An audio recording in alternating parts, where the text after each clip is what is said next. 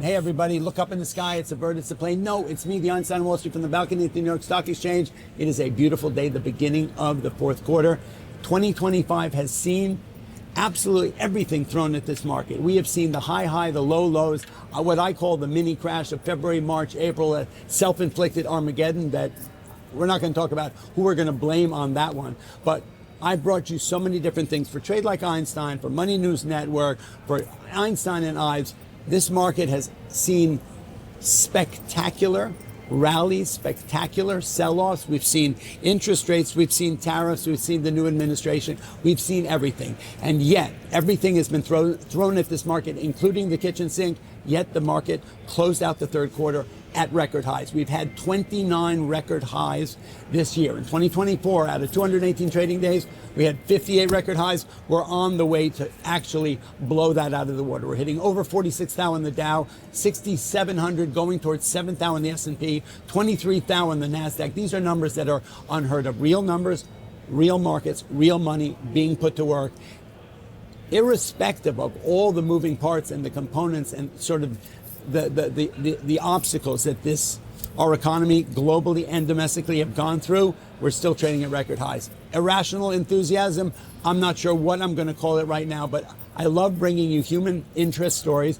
people who are in markets, people who are in fashion, finance, food, whatever it is, but people who are changing people's lives in a different way and who are specialized in something. I love people who find something they love to do, are passionate about it, and they come here and they tell their story. So we're really thrilled today to introduce you to Kerim Kfuri. Kerim Kfuri. Thank you so much. We really just met. It. He has a wonderful team here with Julia. So you know what? He has a book. Let's bring it out. Supply Chain Ups and Downs.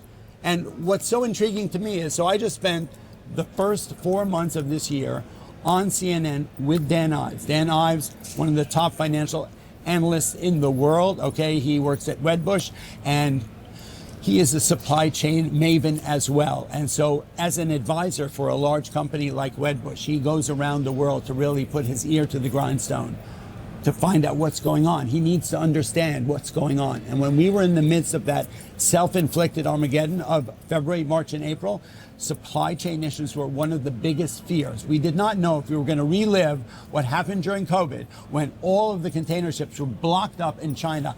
All the coast, the Pacific coast here was completely shut down. We were actually looking at all of that. We did not know whether we were going to look at the back to school knapsacks that were not going to even make it to your kids because of all the tariffs and the madness. So I'm really happy you're here. Let's talk supply chain. I actually, amazing. Some people may think, well, that's kind of dry, but no, it's super exciting because it basically, we're the greatest consumer generation of all time. Correct. We love to buy stuff. One Correct. of the things I do when I talk to young people is invest in stocks and not stuff. But if you think about it, we are a function of supply chains. If we didn't, think about when COVID, right? You would have never thought that we'd ever be in a world where we couldn't get toilet paper, paper towels, Right. alcohol, all that stuff. That was Correct. a function of a complete interruption of supply chain. Correct. So this has been your life for a long time, I Yes, would it imagine. has. Yes, it and has. so you've been like the flavor of the moment. I mean, this is obvious, whether you're advising or you're working for Alibaba or whatnot. Yes. If the supply chain is interrupted, the world comes to a halt. Absolutely. So tell me about your world. Absolutely. So president and CEO of the Atlas Network, which is a 2 decades old company in global supply chain management. We have offices here in New York, offices in Asia. And our job has always been to serve the end consumer, because if the end consumer doesn't get what they need, when they want it, in the price points that make sense and in a quality that's utilized, then the whole supply chain is broken. It's broken down somewhere. And the supply chain is complicated because it has those that are controllable risks and factors and those that are uncontrollable. Right. Pandemic, uncontrollable. Right, uncontrollable. Trade wars, uncontrollable.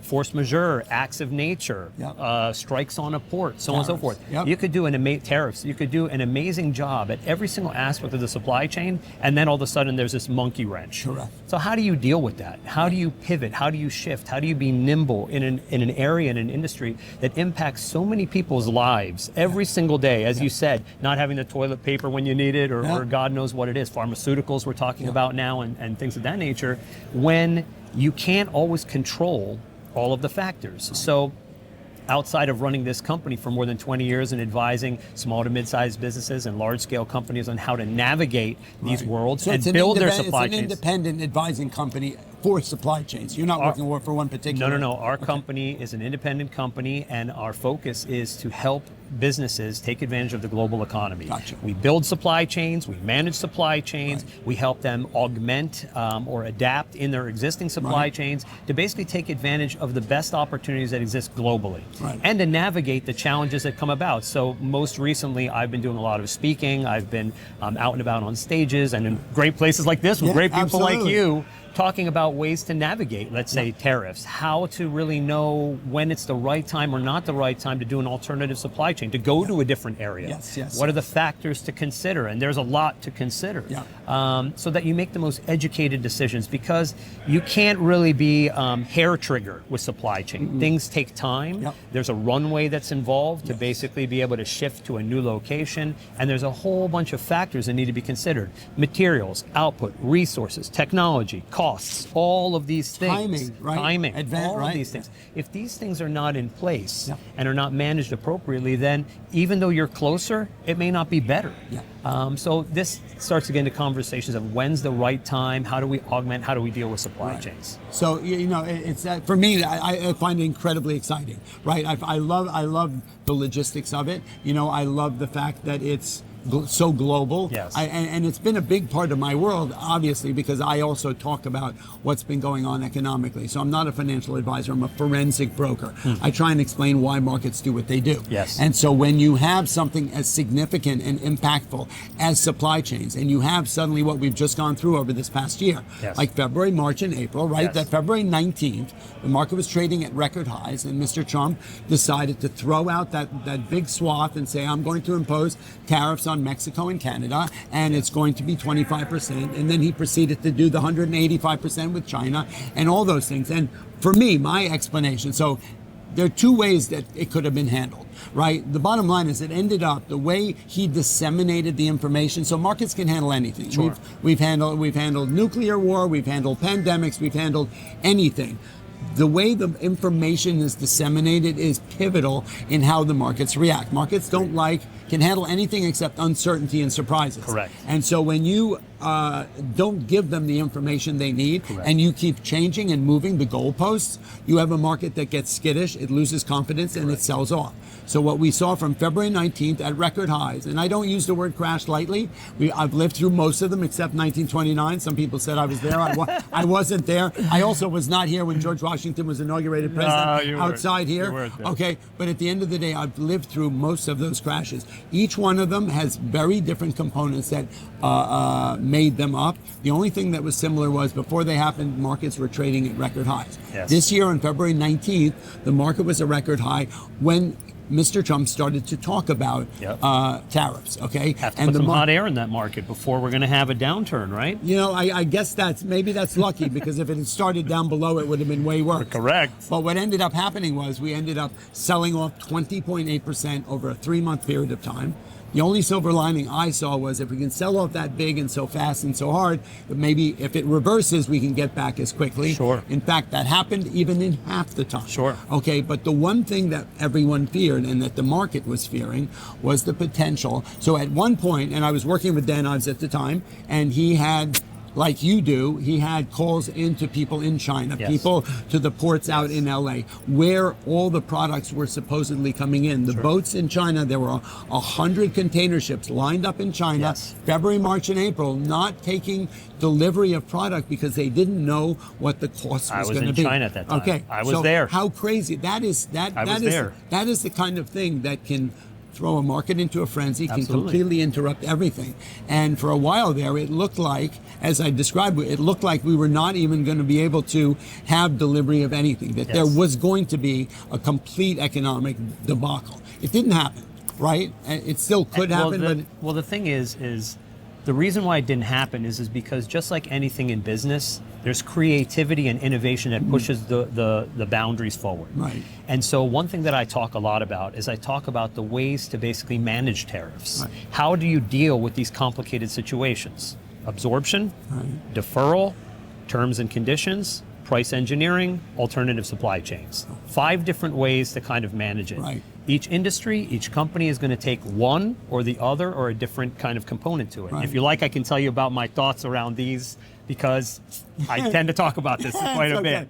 I mean, on the absorption side, it's quite important because there's many facets of the supply chain. There's the supplier, there may be intermediaries, there's freight forwarders, there's a whole bunch of pieces that before it gets to the end consumer. But if the end consumer is priced out of the market, then nobody succeeds. Exactly. So if you've got this tariff, somebody has to eat part of it. It's not all the supplier and so on and so forth, but you need to have some level of absorption to basically have the least level of disruption to the consumer, who is the end goal of the entire supply chain. Right. If they're upset, the whole chain breaks. Right. First thing. Deferral, as you mentioned before, people waiting to shift, trying to wait it out and see when and what they're going to do.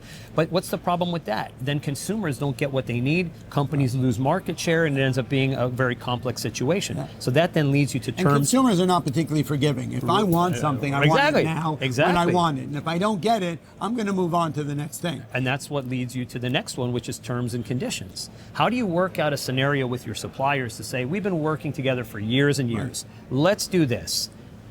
Let me wait to pay this remaining balance, this remaining balance. Right. Let me front load take on this tariff duty so the consumers don't get upset. Yeah. Keep selling in the market at no cost, and then once we sell, we then pay you back in arrears and do it through time. And if you have that relationship for years and years, and the Chinese call it guanxi, this is the relationship. If you have that relationship, then that happens. And I was in China when these very large-scale 145% tariffs were being put down. And I was with certain clients that were saying, you know, they don't want us to ship for 3 or 4 months. And I said, well, it's not helpful to you, is it? No. Well, what could you do? Well, we could not take payment, and we'll offer it to them, and then they can just take the tariff on, they can sell it, and then they'll pay us back. And these ended up being the negotiations that went forward to make everybody sort of happy in that way. The other thing that I think is quite interesting in supply chain is opportunities through chaos. Maybe you've been sitting around thinking for forever that we're not going to change the way this widget is made. Right. But now here comes a situation, you say, you know, we've made it always in steel. Now's the time that we're going to make it in aluminum. And aluminum is 50% less. Right. It's got hidden benefits that we can tout, market, so on. So you're making the same widget, but you're making it for less. Now you've dealt with the tariffs, you've dealt with the creativity in a unique way, opportunities through chaos, and then finally the last one. I love that because that you know that's innovation. Absolutely. And what breeds innovation? Chaos. There's a challenge, there's a problem, there's a tariff, there's whatever it may be. So now is the time where we all put our thinking caps on and say, let's try to figure this thing out. And that's what can happen there. And that's what ended up happening, obviously. That's what ended up happening with so many companies. And then the final one is obviously alternative supply chains. And on alternative supply chains, just saying, hey, let's pick up everything that we know that's been working for 20 years or 10 years or 5 years, and let's move it to some other country. Just because of the fact that... And that's what we saw. But we still did have that uncertainty around, we didn't know, I mean, until Liberation Day, we didn't know, and we still don't really know what the exact numbers are. And that made a huge difference. Correct. And some people, some businesses, put kind of a foot in both camps. They're like, well, we're not going to put all of our business over here. We'll put some of them, we'll test the water, see how it goes. Because as I said before, you have to look at materials, output, resources, technology, and costs. Materials. How expensive is it to get those materials to that new place you're going to do it at? Output. And also assembly. If you need 100 widgets a day and they can only do 10 widgets a day, guess what? Those widgets are more expensive per unit, you know, and it's complicated. You're not meeting the demand. You lose market share, so on. Resources. Do the folks in this new location or this new facility even know how to make your stuff? Or do they have some level of expertise or capabilities? Technology for today and for tomorrow. So as you scale or grow, you have it. And finally, cost. So even if I move it from here to there and it's $1 less, maybe you just incurred $5 in headaches. So what did you do? It would have been better for you to just stay where you were, figure out the tariffs, figure out a way that the consumers don't have to have the impacts. But these are the things that really have to be very carefully weighed out when it comes to global supply chain and these, you know, alternative supply chains. You know, some may find it dry. I find it incredibly exciting because, as I said, you know, we love to buy stuff, right? We need stuff, you know. Like, I mean, people will buy things on Instagram and then spend twice what it costs for the thing to have it delivered yesterday. I mean, we're that kind of, you know, that immediate gratification generation, which is amazing. And that's obviously impacted supply chain in so many different ways because of the demand. But question is, and you know, there was that one point where when the went right before they had decided on any kind of a number with China, Yes. as far as tariffs The go. pauses. And Apple actually chartered 4 planes Yes. and put $4 billion of Apple phones on there to slide them into the United States before the tariffs were locked in.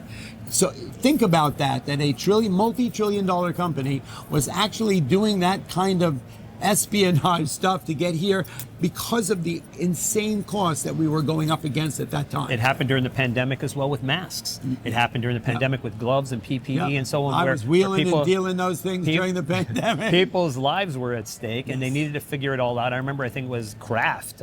He ended up taking a plane and sending it over to come back with 1 million masks in it or whatever. No humans, just masks. Yeah. And because the big companies couldn't even do it, like 3M. I'm here in New York. You're in Yep. New York. You know what it was. It was ground bad, right? We all needed what we needed at the time. yeah. We were fortunate enough to be able to help a lot of important hospitals and imagine groups you at the were. time. Yeah. Because we have a commodities group, a textiles group, and an innovations group. We always worked in those products before even this happened. So you've been on fire. It's been a hot 5 years. It's so. been hot. It's been hot. But the more important thing, and I think what the key is why do you do it? Why we do it, why I do it, is because it pushes the global economy forward. If we don't do it, then there's less jobs. Right. If we don't do it, then there's less development, there's less innovation, and so on. So there's a little bit of an aspect to this where you have to think beyond just that deal. And there's a lot of projects and deals that we turn down that just don't make sense because of fundamentally or whatever it may be. Yeah. And this is what I think is important. And when you talk about why it's not boring, let's say, is when you have to relate it to everyday people and their pockets, why it matters to them. Why does it matter to you that these bananas are shipped green? Why does it matter to the tween that Taylor Swift is a supply chain superhero? Because every single show of hers looks exactly the same across the world because she has quality control and she has logistics under control. And I try to humanize these things with a lot of these conversations that we have too about how anything and everything you could really kind of put to the forefront has some aspect of logistics or supply chain to it. And that's why I also see, I've been lecturing a lot at different universities, a huge surge of degrees in supply chain management and demand planning and forecasting. It's becoming a hot space because it's becoming more and more relevant than ever before. The person who was in supply chain before, if you think about, paint the picture of what that person looked like, it was like, maybe the older person, he's got a pencil, he's driving the truck, he's doing this, that, and the other. It's not that anymore. It's robotics, it's AI, So it's talk drones. to me about that. I'm going to interrupt you because I want to know what role AI plays in all of this. Right. So basically when it comes to AI, I do believe that AI should be a tool and not a crutch. Right. First and foremost, 100%, let's say that out of the gate. However, if supply chain is all about efficiency and it's all about getting things in the hands of consumers and reducing bottlenecks, we have to consider and discuss in a very important manner what the role of AI is. So I work with Alibaba. We're the first US-based verified supplier of Alibaba, and I'm an ambassador of Alibaba. I've been to Hangzhou headquarters many times. I was there just a few months ago. They have unveiled Axio. Axio is the world's first AI-powered sourcing engine. It takes their 500,000 suppliers in the world, and you can put anything into it, take a picture of something, and it will find you the top rated factories in whatever geography you need. It will communicate with them. It will basically streamline the whole process. You don't even talk to a human being from end to end. It will even find it, get it, send it, it'll deliver. even write a business plan for you, an entire business plan. You can say, I am in the business of making XYZ widget. I want to sell it in these markets. In my time, in your time, to write a business plan took a year. You sit around trying to figure it out. 10 seconds. Business plan, all your markets, who are your competitors, your competitive analysis, who you're going to deal with, so on and so forth. Amazing. So the procurement side, AI, right there. The manufacturing side, robotics, all kinds of really high-powered new types of technologies that are making quality control obsolete from the standpoint of human beings that are looking at things under lights anymore. No, it's passing through at lightning speed, taking photographs, and basically anything that's wrong gets blown out to the right, anything that's right stays to the left. And that's across all industries. We're then looking at aspects of the actual quality, the shipping and logistics side. The shipping and logistics side, AI is finding the most efficient routes. We're looking at things based on COP28, which happened back in Dubai, the UN-sponsored conference where they're trying to be carbon neutral by the year 2050. All of this is being tracked. All of this is being managed. Green corridors between Shanghai and LA, and what's the most efficient path and how to get there, and what alternative sources of fuel and energy we're going to be using to do this. And then when it gets here, warehousing, Amazon, Alibaba, any of these guys, robots. You go in there, you'll see humans moving around, picking and packing. And drones. So let me interrupt you for a quick second. So one of the interviews I did, so first of all, one was Batch, right, which is a transportation company using AI to basically set, so once the products arrive here, it's how do you get them from the port and you disseminate them through the United States. And obviously there are those risk factors, the chaos factors that will change things, whether it's weather or whatever. Sure. We know that after COVID, right, nobody wanted to drive a truck. They had to write the cost. The UPS drivers ended up being paid $165,000, one of the hottest jobs out there. But think about it. Can I stop you with that one point? What many people in the United States don't realize is a huge reason why there were bottlenecks back to Asia was not because of the manufacturing process, but was because of the logistics and transport process. 100%. We didn't have truckers. Exactly. We didn't have people who could get them off the boat. So then you had all the boats lined up there outside outside of Long Beach and outside all over the place. And the goods would sit out there for 3 months and come in all moldy and destroyed and everything else. And so logistics, so important. So sorry. So that's what Batch is about. It's a AI-driven logistics company in the transportation space, getting products from there to where they have to go in an efficient fashion, right? And it's literally, I mean, you just think about it. It's to think that this was probably done with a couple of people sitting in an office in the old days, and now the way it has to be done using AI to make sure that all the channels are open, it's incredible. So anyway, it was the guy was sort of fascinating. The company was interesting. One of the next things that I did was a company called Aeros. It was Aeros.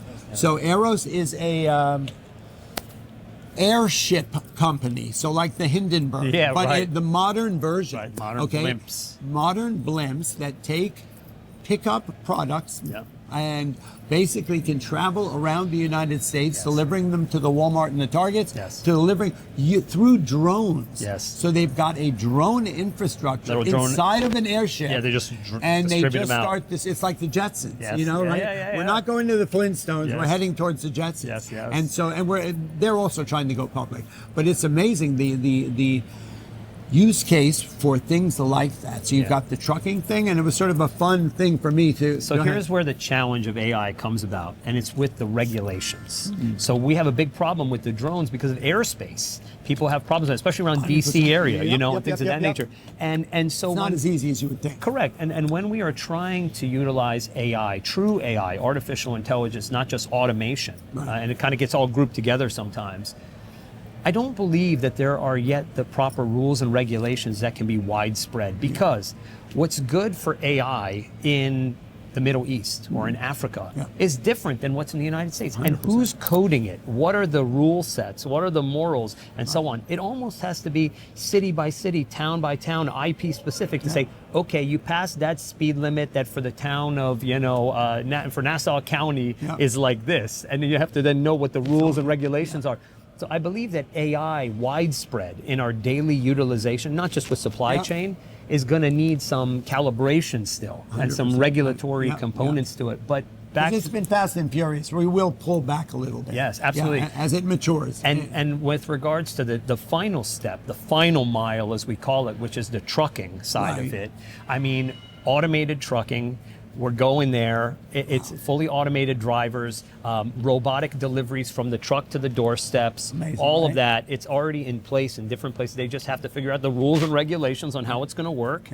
And so, you know, ultimately, as humans start to get more and more released from these tedious type of roles in the world of global supply chain, we end up getting, in some levels, a more effective and efficient outcome, which should benefit consumers and benefit overall economics.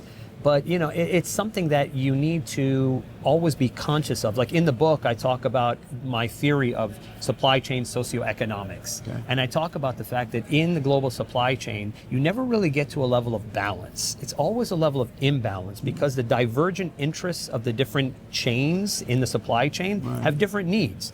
Consumers and suppliers have different needs.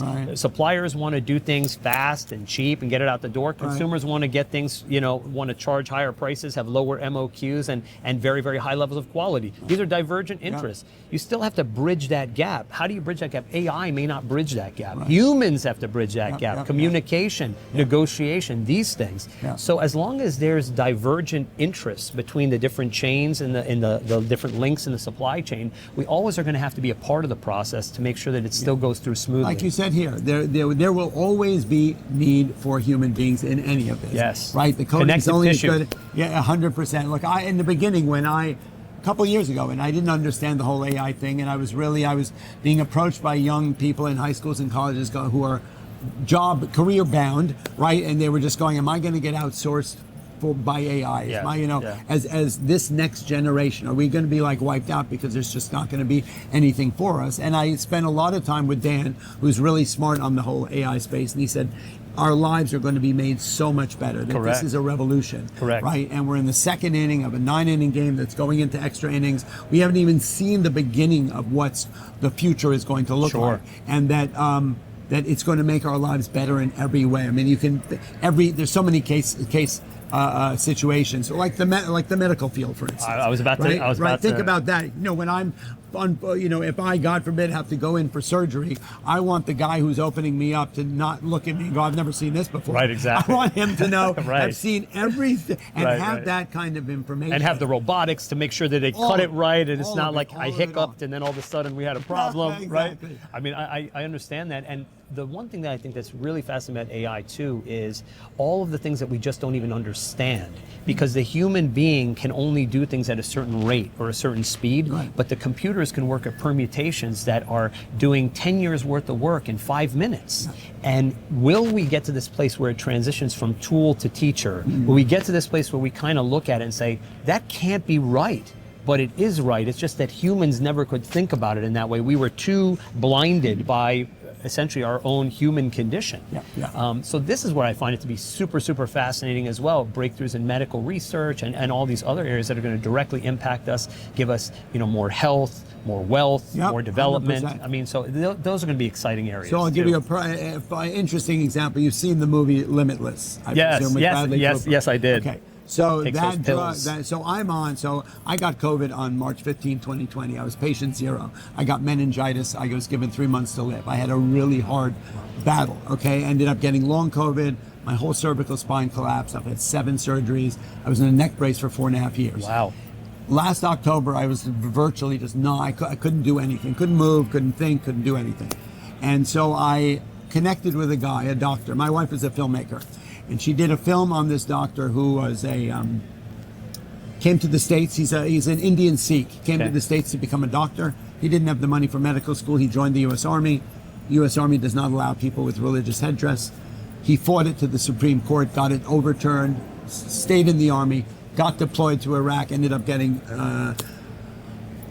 bone cancer and given 4 months to live, right in the burn pits in Iraq. He came home and started, I'm sure you've heard of this whole biohacking, the anti-aging. Damon John does a lot of it, who I work with a lot. So he embarked on that whole journey and sort of did a deep dive into it with stem cells, with NAD, glutathione, all of that biohack stuff. And so he brought that. So my wife unfortunately ended up passing away. He could not help her, but he sort of committed to help me afterwards. So last October, I embarked on this thing. So I'm now a great case study in how all of that stuff. So I'm actually on a medication, which is the drug that is in the movie, okay, which is takes your brain's efficiency. You just mentioned that we are limited by our brain's ability to understand and digest and assimilate information. This unlocks the brain on a cellular level, connects the neurons and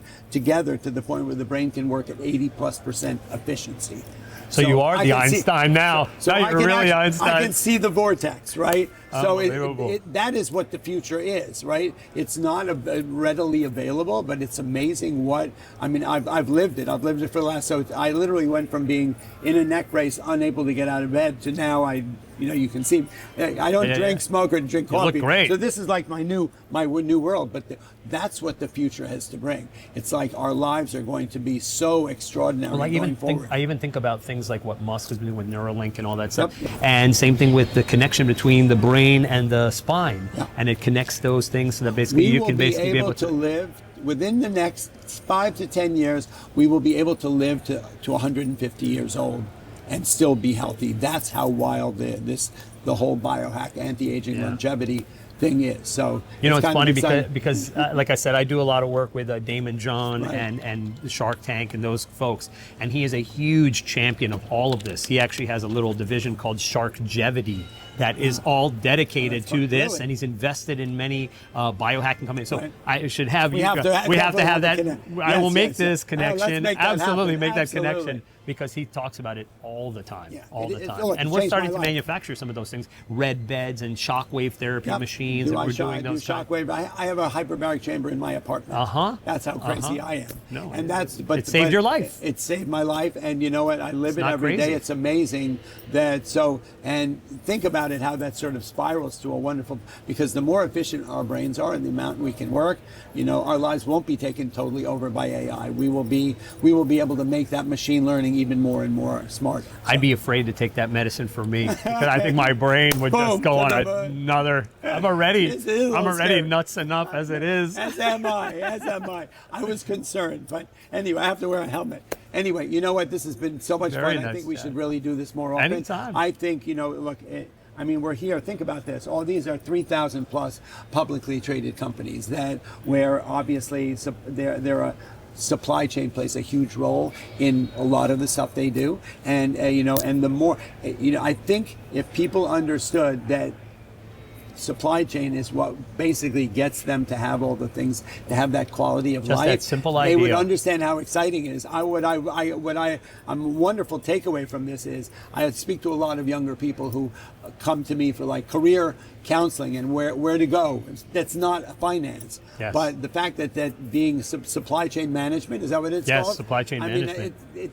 For me, it's incredibly exciting, and I would imagine it will be and would be for a lot of younger people. It is, and I'm going to be at American University tomorrow. I'm going to be with the head of supply chain down there, the professor who runs that department. It's a major, I would imagine. Yes, it's a major, it's a degree. You could even go to like MIT and get executive certificates. They have something called the CTL, which is the Center for Transportation and Logistics, which has almost 30 different kinds of certificates. Exactly. You can be in inventory management, you could be in logistics, you could be in procurement, you could be in all of it. There's many associations like ASCM, the Association of Supply Chain Management, large-scale groups that are basically promoting all of this.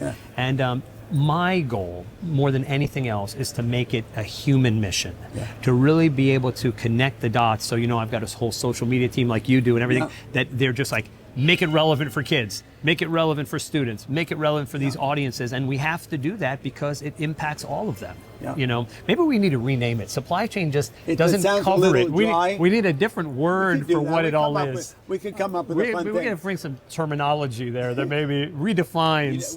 We'll find something that's kind of sexy.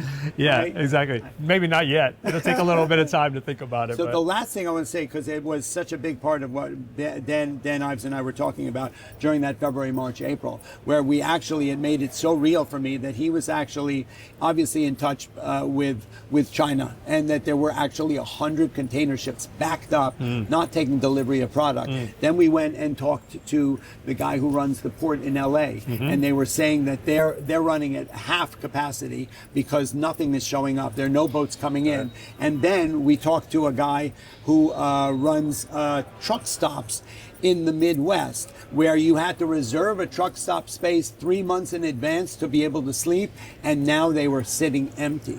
So if you think about that, and we averted a disaster in supply chain, complete supply chain interruption, which we were really heading into by the fact that the whole tariff thing lightened up a little, and we moved our way through. But at one point, it looked really bad. It looked like the supply chain was going to be completely interrupted. And it was going to harp back to what we felt remember going during COVID into a store and there was nothing there. And so,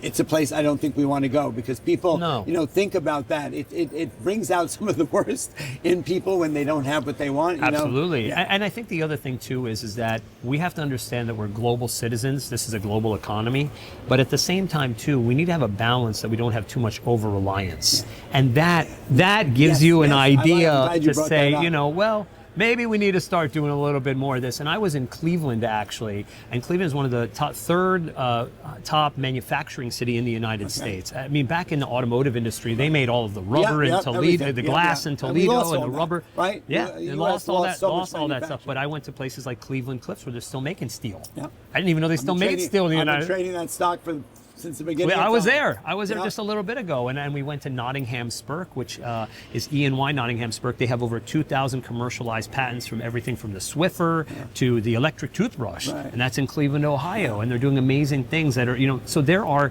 these aspects of manufacturing that still exist and they have the capabilities to get developed within the U.S. Who wants to do the job, the work? That's where technology will bridge the gap, because the days of us going back to being factory workers are absolutely over. But with technology and with robotics and with machinery, maybe manufacturing will come back. And that's the story for the next conversation. Absolutely. You know what? This has been absolutely fun. We're going to do this again. Absolutely. This is Trade Like Einstein, Money News Network. Kerim Kfuri. Thank you so much. Check this out. Supply chain ups and downs. It is not dry. It is super exciting. And that's all I got to say about that.